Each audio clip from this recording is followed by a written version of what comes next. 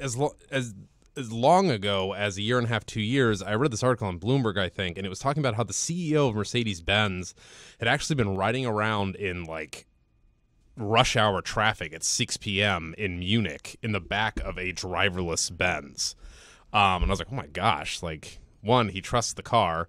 Two, it went well. And that was 2 years ago. So what companies are in on the game other than Mercedes-Benz?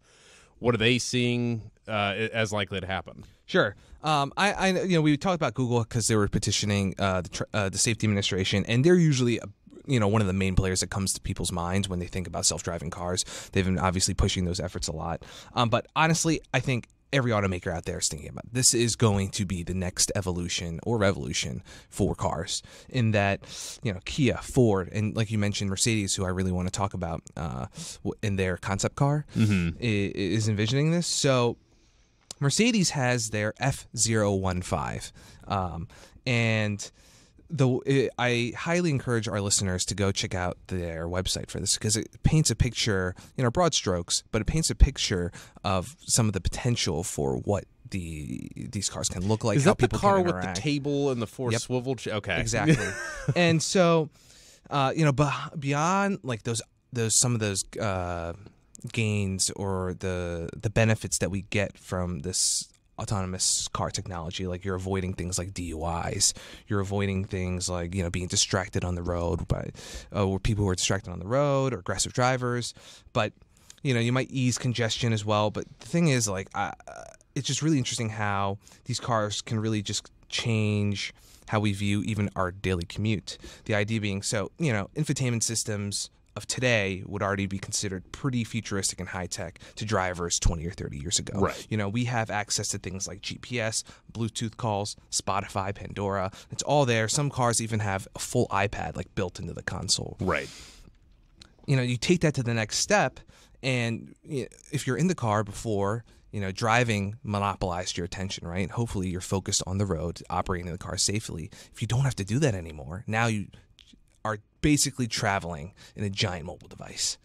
And that infotainment system becomes the centerpiece of what you're going to be spending your time doing in the car a lot of the times. Right. And so you might be able to watch TV, play games, hold a video conference call for work, even work on like a presentation or something as the While F-Zero riding to work. Yeah, exactly. As the F015 kind of presents, they have a lot of screens in the car to interact with.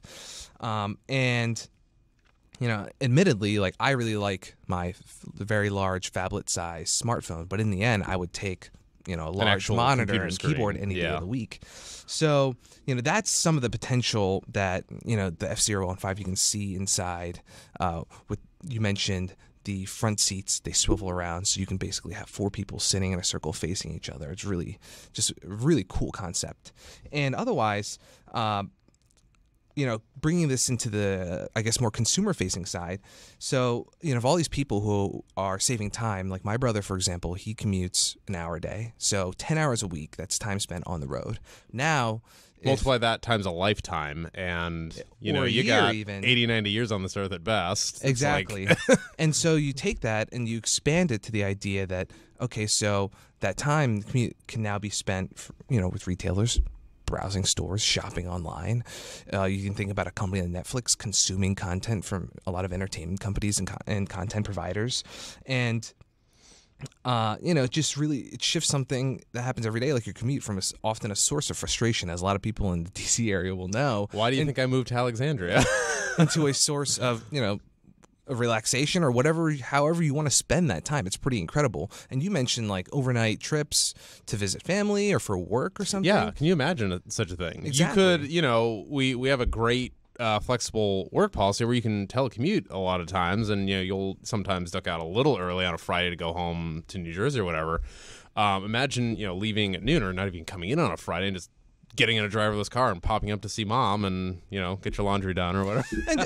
And bringing this down for the average person too, I found that the average commute time in the U.S. is about 25.4 minutes. So call it about an Double hour a that for day. DC. An Yeah. hour a day you're spending on the Yeah. road, unless if you're in a major metropolitan area, probably even worse than that, going into the cities. So I think most people would say, yes, I would absolutely like to have another hour to my day to do whatever in Yeah. the car.